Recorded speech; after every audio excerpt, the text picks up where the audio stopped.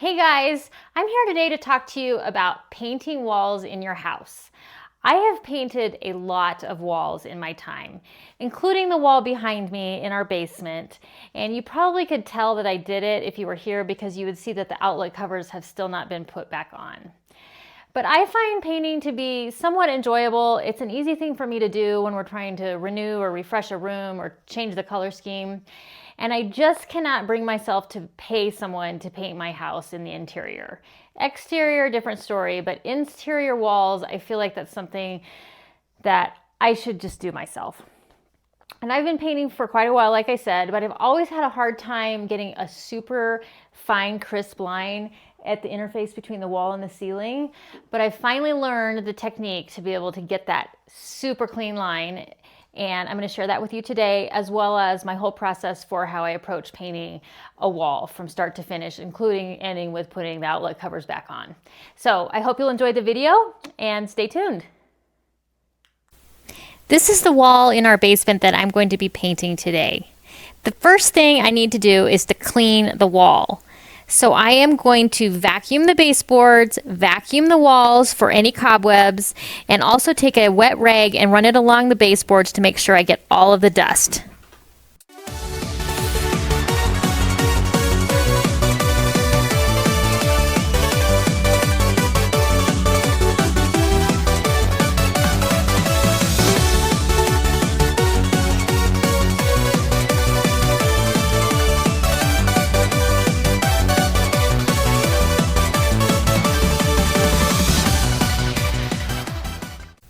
Next, I'm going to grab a flathead screwdriver and take off all the outlet covers and any other covers that are on the wall. Key thing here is put them somewhere safe where you can find them at the end of your project. Next, I'm going to grab some spackle, and I like this dry deck spackling that's pink but turns white when it's dry. And I'm going to fill any nail holes or old holes in the wall that I don't want there anymore. The first step here is to take some sandpaper, and I'm going to sand the ridges that may exist around the hole. Then I take some spackle with my 5-in-1 or a putty knife and kind of put that on my finger and kind of rub over the hole to fill the hole and a little bit around it, so you make sure that you have enough spackle in the hole.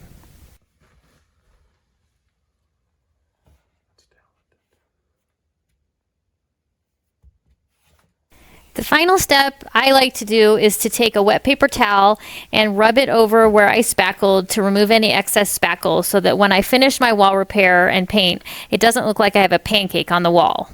All right, it's time to start cutting the edges, and I'm going to start up here at the ceiling.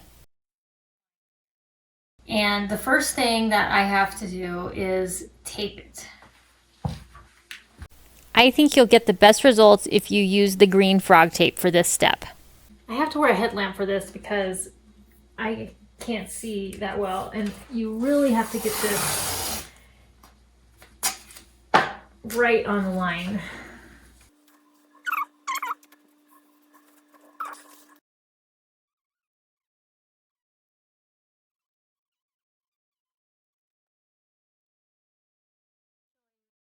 You want to position your tape to show just a tiny bit of the white ceiling, if anything.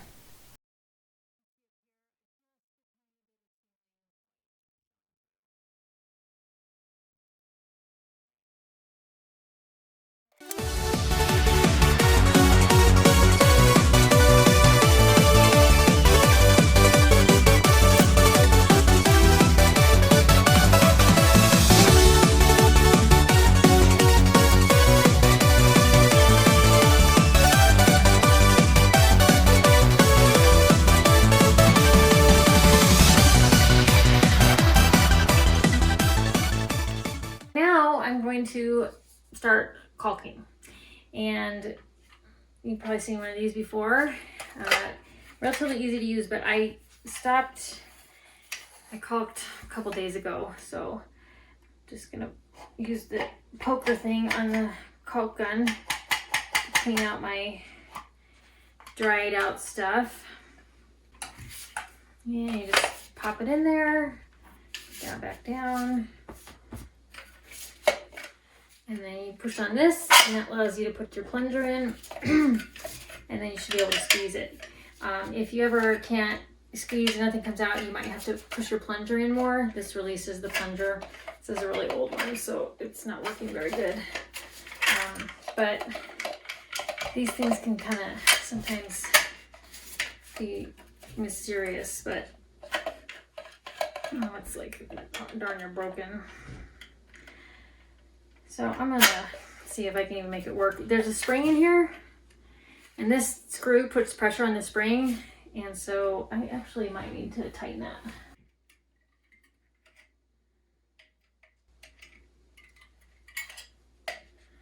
All right.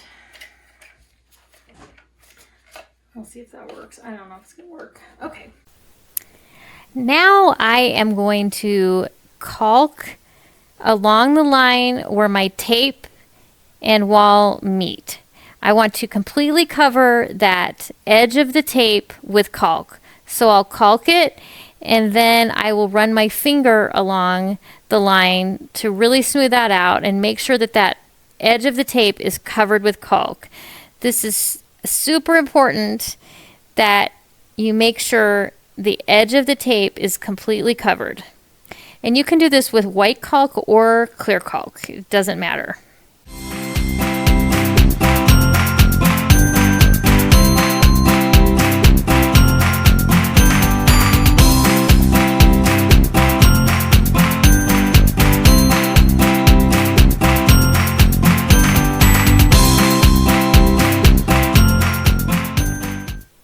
Now I'm ready to basically cut the ceiling line.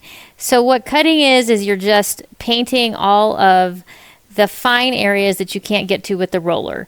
But here what I want to do is I want to be pretty sloppy with my paint. I want to go over the caulk line, over the green tape, and also come down on the wall about 3 to 4 inches because I don't want, when I roll, to hit the white ceiling. So this is pretty easy, and you can be pretty sloppy because you're gonna, in a minute, tear off all of that green tape.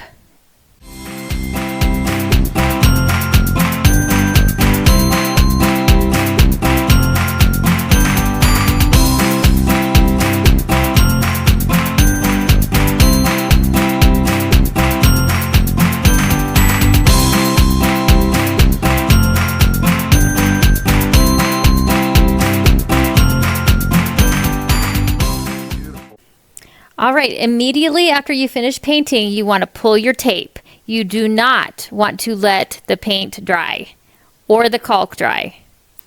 If it dries, you're basically going to be pulling the caulk off the wall, and you will have a major mess, defeating the purpose of this technique. As you can see, as I'm pulling the paint, it is making an extremely straight line. And there is just no way that you can get such a straight line if you are freehanding this with a brush. So when you're pulling this off, you just want to make sure that you don't get paint somewhere that you don't want it. And then... Tight. Yeah, that's tight. That's pro level. You could not do that by hand. This looks so good. All the years of kind of having sloppy lines at the ceiling are over for me. Does it have to be a wine box? No. Oh, good. I'm trying not to show all the mess behind. So part of the reason that we're painting... What? No, I'm on selfie.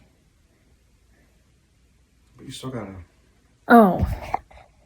Part of the reason that we're painting, or I'm painting, is because taking advantage of the fact that we're getting new carpet in 2 days. And it's pretty fun to paint and not have to worry about, it's my helper, not have to worry about getting paint on the floor, because stuff like that happens and it doesn't matter. I'm going to finish cutting all of the edges now with my paintbrush, and I'll try to cut about 3 to 4 inches in from the edge so that when I roll, I make my life as easy as possible. Huh? Wave to the camera. Hi. Let me see if it's got me covered.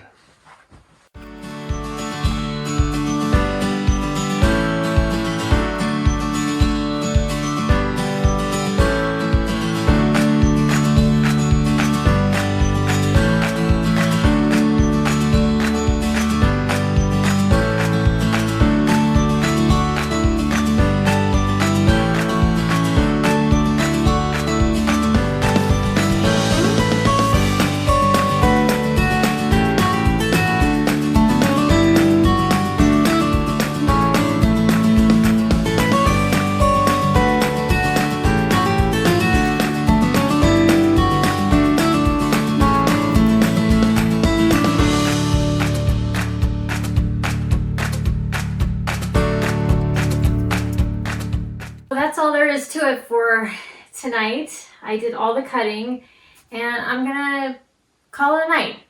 No reason to kill yourself when you're painting, because I don't want to get lazy or tired when I'm using my roller, because that's when I start making mistakes. And at least I don't have to worry about getting paint on the floor, but still you can hit the ceiling or you name it.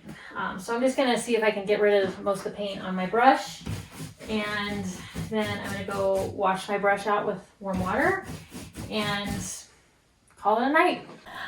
I'm back for another day of painting. So all that work that we put into prepping the wall is gonna make today so easy. I bet I'm painting for maybe 20 minutes to finish this wall.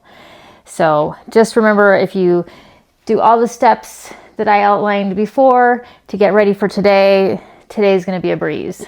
So we're going to roll today, and I'm going to go over just a few of the things that I'll need today. I need my paint, which I have, and I'm just gonna make sure it's the right color. Cedar Key, it is the right color. This is about half full, so I'm just gonna give that a shake. Okay, I have my helper over here, and I have the 5-in-1 tool that I'm gonna use to open my paint can. I have a pair of gloves. You don't absolutely need those. And I have some rollers. We have highly textured walls, so I like to use a 3/8 inch or even a 1/2 inch roller if I'm being kind of lazy, because the 1/2 inch will really make it easy, but it holds so much paint that 3/8 is probably the way to go. And I have a roller from the other day that I've kept, so I'm going to try to reuse that, and I'll just put that on my roller. And then I have my paint pan. So I like to use the metal ones, and then I just buy the plastic liners, and I reuse these over and over again. I just let them dry out between uses, so you don't have to keep buying those, because that dries to hard plastic. A couple other things that you'll need are a paintbrush like we used the other day, and this is all nice and clean and fresh and ready to go. I like to use Purdy brushes, and this is a 2-inch XL Glide. I think it's a nylon brush. And then you'll need a roller, and I like to use these pans that come when I buy chicken, that come in these plastic pans, instead of throwing them away where they probably end up in the landfill anyway. I like to use those to rest my brush in. So if you have something like that handy, that'll be good, or like a cardboard box. And then something I do like to use is my favorite, I call this my painting staff, but this is really handy for when you're painting a wall. Even though if it's not a tall wall, it's nice to just roll with one of these, because then it helps you with the leverage. I probably won't use it today though, because this wall is not very tall, but maybe I'll use it over there just to demonstrate. So that's what you need. If your paint's been sitting a long time, of course, you would want to stir it with a paint stirrer.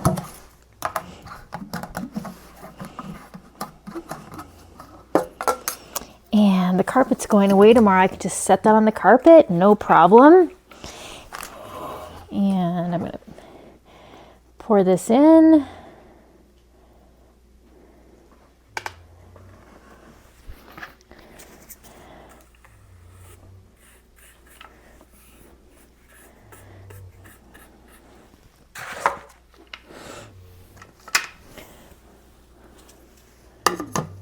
Okay, now this is going to be messy because this roller is wet with paint. So I'll probably put it on and then change out my gloves.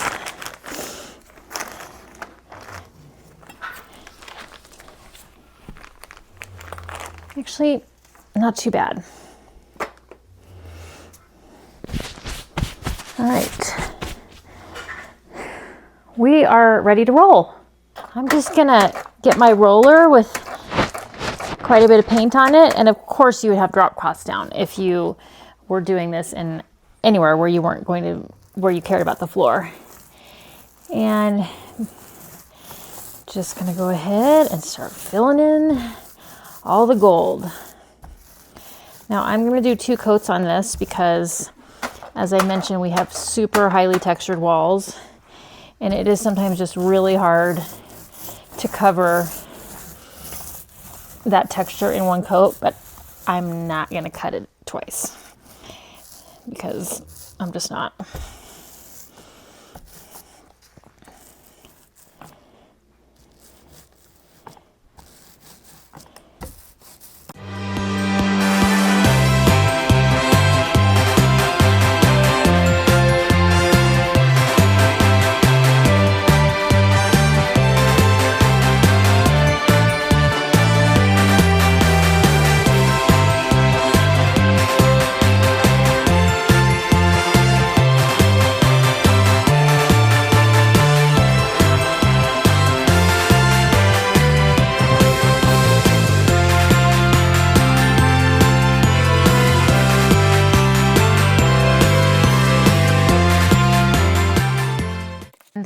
I'll be back to do a second coat in probably about an hour. While we wait for the paint to dry, I'm going to wrap my brush in a wet paper towel so it doesn't dry out. You do need to have a brush around though, because if you get a drip or a line that you need to brush, like up here, let's say you got really thick up here, you just want to brush that out so you don't get a solid line. You do want to have a brush handy even though you're rolling. Sometimes I try to not have a brush or get a brush dirty and with paint on it, and I always end up having to use a brush. So, well, then I had to use the brush to get the paint out of the can.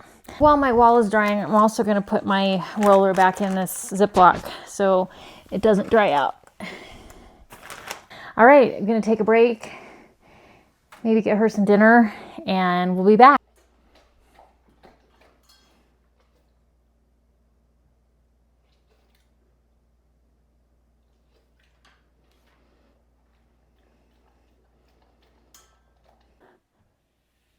Dry. So let's go ahead and put the second coat on and finish this up.